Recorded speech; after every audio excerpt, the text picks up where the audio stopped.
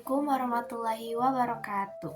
Halo semuanya, perkenalkan nama saya Nita Arianti, saya dari kelas 11 DKP 2. Mata pelajaran yang akan saya pelajari masih seputar videografi dan guru pengampunya yaitu Pak Dede Alamsyah. Di sini saya akan membuat refleksi mengenai pelajaran yang sudah saya pelajari di pekan kedua atau bab 2 yaitu mengenai perencanaan pengambilan gambar atau video. Dan selamat menyaksikan.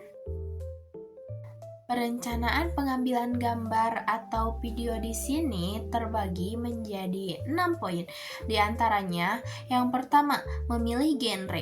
Genre film adalah kategori yang digunakan untuk mengelompokkan film berdasarkan tema, gaya, dan respon emosional terhadap film tersebut. Genre film di sini terbagi menjadi beberapa jenis. Di antaranya, yang pertama, misteri. Apa sih misteri itu? Jadi, genre ini adalah tentang memecahkan masalah atau kejahatan. Jenis cerita yang penuh dengan teka-teki untuk mengungkapkan inti dari film tersebut dan seringkali dengan bantuan seorang detektif. Kedua yaitu romantis. Genre ini seringkali dihubungkan dengan sebuah jalinan percintaan yang mengisahkan dua sejoli yang sedang merasakan cinta. Ketiga yaitu sejarah. Sebuah cerita yang berlatarkan masa lalu adalah sejarah. Genre ini mengisahkan sebuah sejarah peradaban atau kebudayaan peristiwa seorang tokoh atau tempat. Yang keempat yaitu petualangan.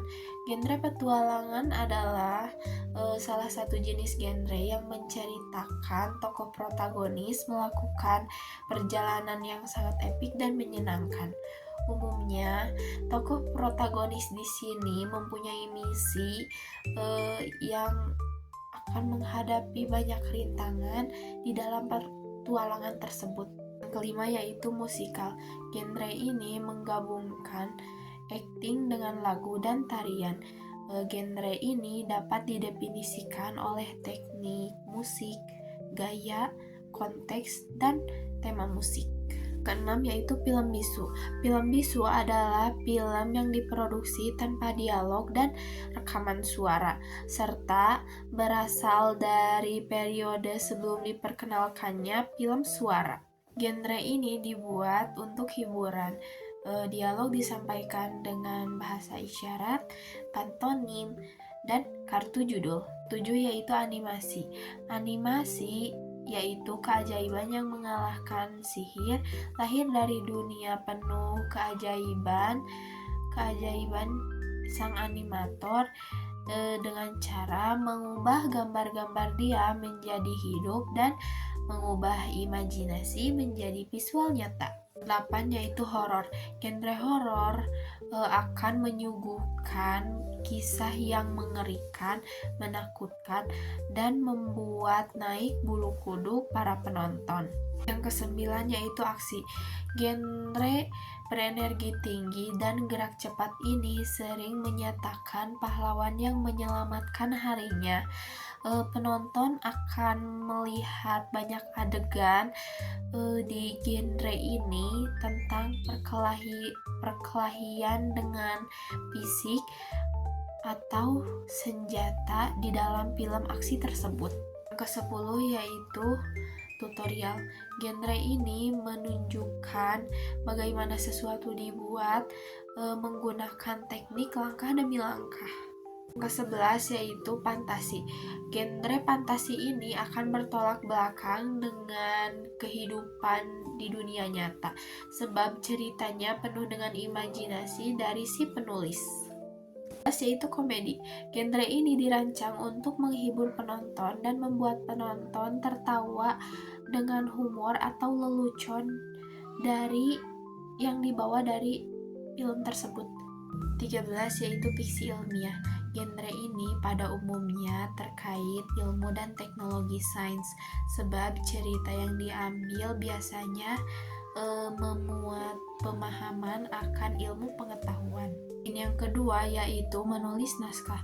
Naskah film atau yang biasa disebut sebagai skenario adalah naskah cerita yang menguraikan urutan adegan, tempat, keadaan, dan dialog. Urutan tersebut disusun untuk pembuatan film. Naskah film merupakan salah satu bagian penting dalam produksi sebuah film. Tanpa naskah, jalan cerita atau alurnya bisa berantakan dan sulit untuk diproduksi. Tujuan ditulisnya naskah film adalah sebagai panduan dan referensi bagi seluruh peran yang terlibat, dan sebagai alat untuk mengomunikasikan ide film, dan sebagai acuan dalam proses produksi film. Poin yang ketiga yaitu memilih lokasi. Cari lokasi untuk syuting dan kunjungi berbagai tempat sebelum memilih satu, dan temukan lokasi yang memiliki pola, pantulan, dan objek yang menarik untuk ditampilkan di kamera. Poin yang keempat yaitu papan cerita. Papan cerita adalah rencana bergambar agar terlihat seperti komik strip. Papan cerita berperan besar dalam proses pembuatan audiovisual seperti video, animasi, atau film. Poin yang kelima yaitu daftar bidikan. Daftar bidikan menunjukkan siapa yang ada dalam sebuah adegan, apa yang harus mereka lakukan, di mana lokasinya. Jika ada alat peraga yang terlibat, apa yang harus dilakukan kamera. Poin yang keenam yaitu latihan pengambilan video.